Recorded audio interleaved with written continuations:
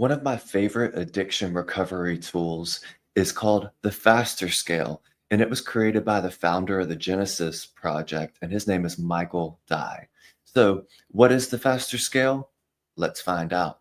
The Faster Scale stands for forgetting priorities, anxiety, speeding up, ticked off, exhausted, and relapse. Let's walk through each one together. Forgetting priorities. This means that you're neglecting to do the things that keep you grounded. This means you're skipping steps, you're losing focus, you're not going to work, or you're not showing up in ways that are productive for your recovery. And so the things that you need to be keeping a priority are going to be the journaling, going to recovery meetings, meeting with your therapist, letting your support network know that you are being healthy and asking for feedback on what you're doing so that you can hone and make adjustments so that your outside world and your inside world are going to be in a healthier place. So, what do I mean by outside world and inside world? The outside world, these are people and things or tasks that are necessary for existing. And so, family, friends, work, hobbies, that's external. Internal is might be your prayer life. It might be journaling. It might be just making checking in with your body and do you feel tension anywhere? Or are you feeling like your like nerves are on edge? Do you feel a burning in your chest or just feeling scattered in your thoughts? So that's what I mean by external and internal world.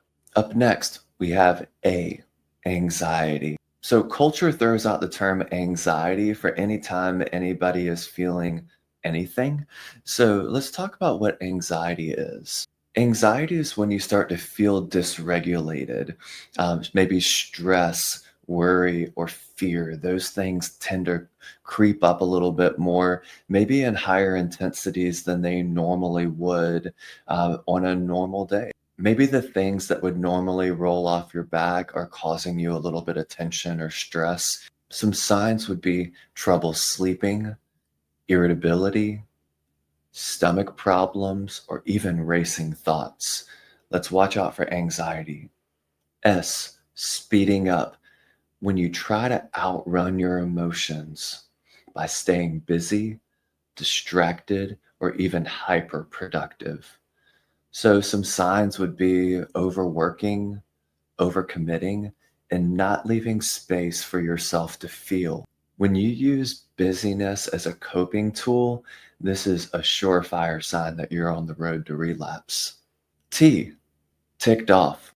When you get ticked off, anger and frustration can build up and you start showing it toward yourself as well as other people. If you ever find yourself just starting to clench your fists for reasons that you shouldn't be doing that, well, this might be a sign that you're getting ticked off. Or if you believe that people are purposefully trying to sabotage you or get in your way, that is a sign for being ticked off. Some signs might be you have a short fuse, you're blaming others, you have irritability, and even sarcastic or avoidant behavior. When you're feeling ticked off, your emotions feel out of control and you find yourself doing more isolating behaviors. E, exhausted. This is the last step before relapse. If you found yourself working through all the FAST and you get to E, this is your last chance to reach out for help. Because when we're exhausted, that's when we lose the energy to even ask for support. So, this you might be feeling desperate if you're at E, exhaustion. You're drained emotionally, physically, mentally, and even spiritually.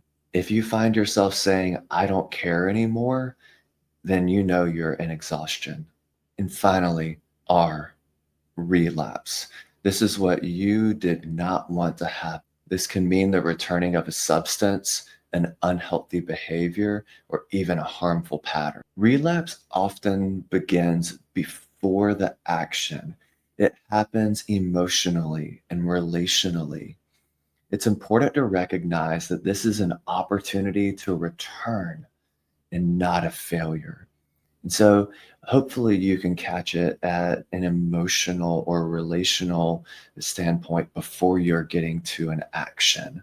So we don't want relapse, which is why there are so many steps that we need to be cognizant of before we get to relapse. So we have F, forgetting priorities, A, anxiety, S, speeding up, T, ticked off, E, exhaustion, and R, relapse.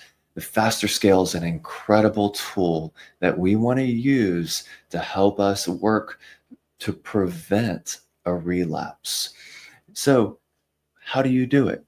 We want to use it daily as a self check in. I recommend to my clients to use it in the morning and in the evening on a regular basis and throughout the day if you start forgetting priorities, because we do want to catch it early. You want to ask, where am I on the scale today? The more often you ask yourself that question, the quicker you can catch it at F instead of being caught at T or E. You want to make sure that you're talking about it in therapy, in your recovery groups, with your accountability partner. And you also want to be letting your loved ones know where you are on the scale so that they can also be helpful for you. Your spouse does not need to be your accountability partner. However, you do need to include them on where you are in the faster scale so that they can be supportive to you as you do your work. One final thought is that I don't want you to be judgmental about where you are on the scale. Obviously, we want to catch it at F. However, if you do find yourself being ticked off and you start judging yourself about where you are on the scale, you're quickly going to get to E and R. So don't judge yourself, but name it, frame it, and do what you need to do to be able to make sure that you pull as far away from that bottom end of the scale as you can. I hope this recovery tool is helpful for you.